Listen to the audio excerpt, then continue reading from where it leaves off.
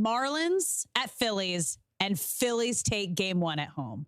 Yeah, Phillies end up winning 4-1 in that ball game. Look, Zack Wheeler dominated. Yeah, and he I did. feel like this is why I've been very high on the Phillies lately. And I do think it's going to come down to a clash between the Braves, and obviously they need to get through the Marlins. But my big thing was, if they can get Zack Wheeler and Aaron Nola pitching how they did last year, that'll be huge for them. Well, Zack Wheeler was absolutely dominant tonight. He looked awesome. That's exactly what they needed.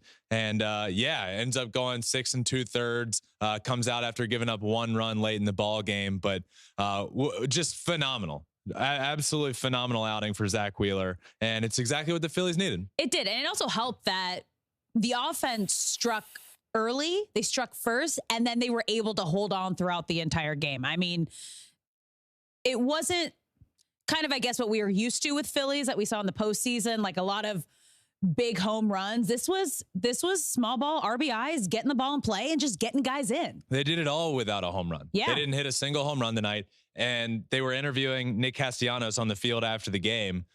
And it just all came rushing back to me, Alex. Dancing on My Own was playing in the stands. Castellanos was just looking around like emotional, and the vibes were hitting him. And he was like, this is October. And this is what we do in October. And it was so cool. It was great to see. The vibes there in Philly are so good. They're great. But like you said, offense did enough. Yep. And Wheeler dominated on the mound. And that was all it really took for them. Craig Kimbrell did come in at the end of the game. By the way, hey, not enough people are talking about the Craig Kimbrell turnaround season. He hasn't been good for a couple of years. Hasn't been great for a few years. Obviously, one of the greats with the Braves. Wasn't so great with the Dodgers last year.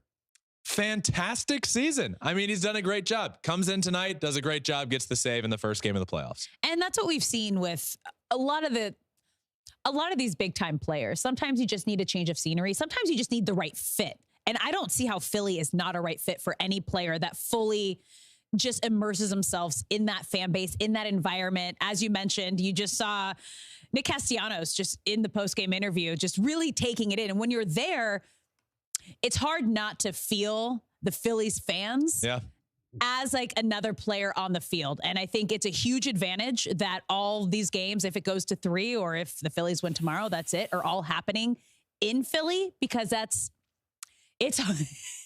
explain this right here. If you're watching, there is a photo of Nick Castellanos giving his ring finger. Gladly. Hits a ball, gets a hit earlier in the game tonight. And does the celebration. Everybody thought it was a middle finger, but it wasn't. It's just the ring finger up in the air to the dugout. And the man just, I don't know what it is, but I think I mean, your brother did the Philly hello. Well, that was a middle finger. Last postseason. I know, but that's why it would have been very on brand if it was. Side note. Yep. Do you call it flicking off or flipping off? Flipping off. Flipping off? Yeah, I'm going to flip you off. Flippin Bats is flipping you off. You flick? I think I disagree. I think I say flicking off. I do. Oh, okay. I definitely do. Flip someone off? No, I say flip. No, you flick them off. No, I think Why is it flip? Why is it flick?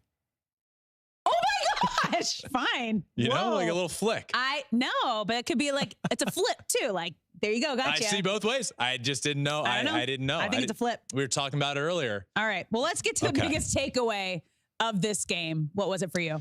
Yeah. So my big takeaway from this game is that the Marlins are completely overmatched by the Phillies. And not just this game. And it's not to say the Marlins can't come out and win tomorrow. But this series is what I thought it was. This is a team that could compete for a World Series against a team that is grateful to have gotten in the playoffs in a year that maybe they thought they were a borderline playoff team. And shout out to them and everything they've done this year. Great season for the Marlins. And again, season's not over, right? Best 2 out of 3 series. They lose the first one. It's not all doomsday. But what I've seen and my big takeaway from today is Marlins are completely overmatched by the Phillies and not even in the same conversation with them when it comes to talent on the field. Thanks for watching. If you love flipping bats, swinging 3-0, or just talking ball, join us. Call us at 213-537-9339 with your questions. We have a weekly guest, and we have a lot of fun, so hit that subscribe button.